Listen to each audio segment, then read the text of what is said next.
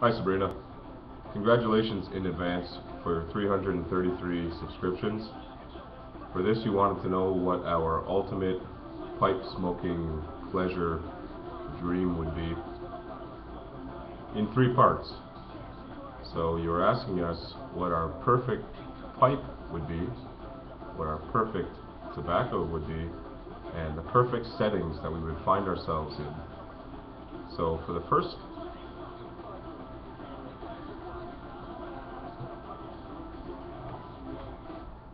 part, the perfect pipe for me would be something along the lines of like a great big bulldog, not one of the small, sorry, a bent bulldog, and not one of the small ones. You know, something of a good size, like this one.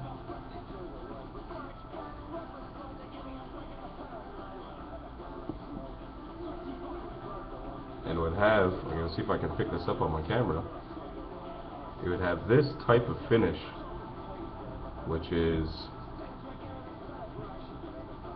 this is an old Sea Rock by Costello, and it's a very different kind of rustication. It looks almost like an old Sea Rock. They're nice flowing lines. My camera's not really doing it justice, but they're not just craggly rustication. It's not just gouged in. They're really nicely done. It looks almost like if you take candle wax and you melt it, how the rivulets overlap one another. So something along those lines. I would get a nice big bent bulldog with this kind of finish.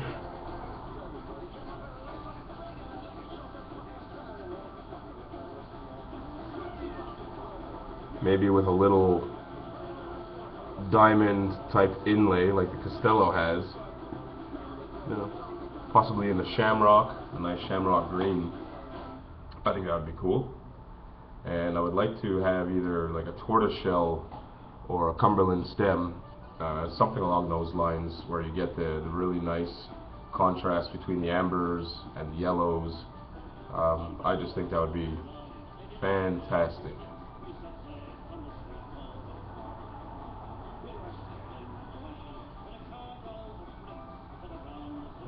My perfect tobacco that I would be enjoying in my perfect pipe.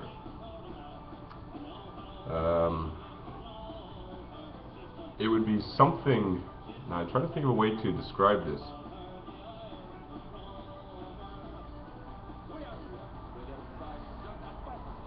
In layman's terms, it would be something like a cross between McClelland's Three Oaks Syrian. So you have the nice Syrian, mellow, smoky Latakia, and if you were to mix that somehow and make it pleasant with Samuel Gowett's Balkan Flake, which is another nice smoky tobacco that has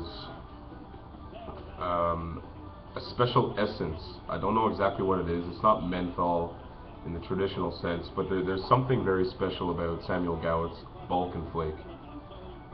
So if you could take like the really nice mellow Syrian Latakia and mix that with the nice smoky Balkan Flake with its really special cool essence, whatever it is, that leaves that wonderful taste in your mouth, and it coats it with a river of velvet. That would be my perfect tobacco. And another caveat of that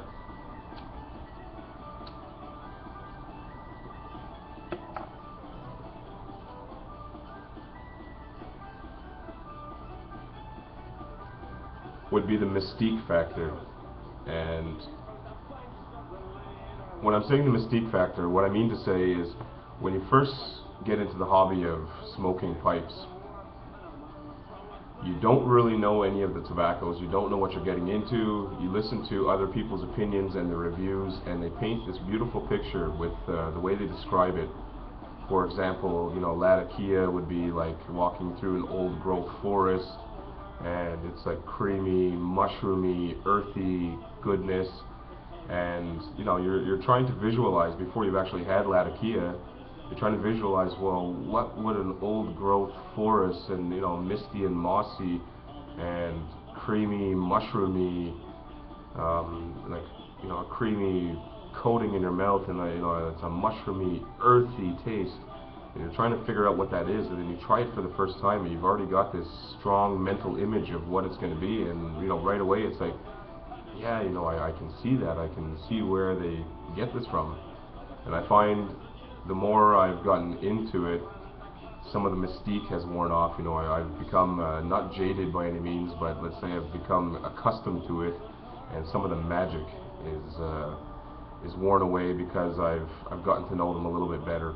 But when you first start getting into it, that beautiful magic of discovering something new, that would be ever present in this tobacco. It would be something you could never quite put your finger on, and the mystique was always there. You know, it's just within your grasp of figuring out exactly what's so special about it, but you can't quite attain it.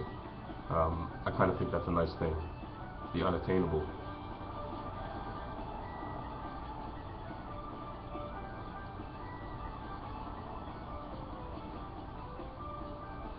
And for a perfect setting, for my perfect pipe and my perfect tobacco, it's something very simple. It's nothing exotic.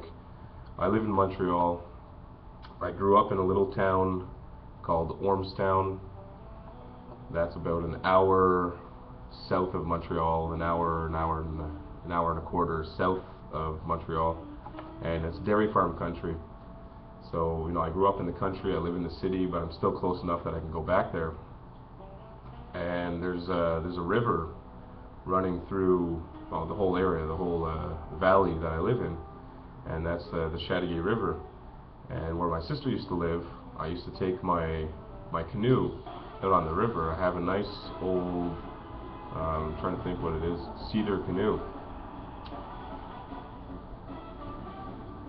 Beautiful cedar, you know, an old style canoe.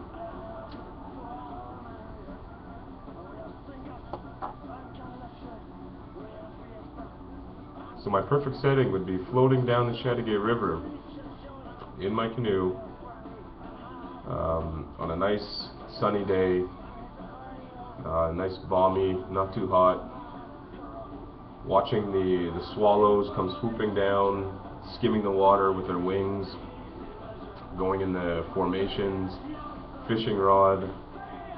I'm not a good fisherman, but I enjoy fishing. I enjoy just floating down the river and casting and reeling in, watching the birds, watching the dragonflies, smoking my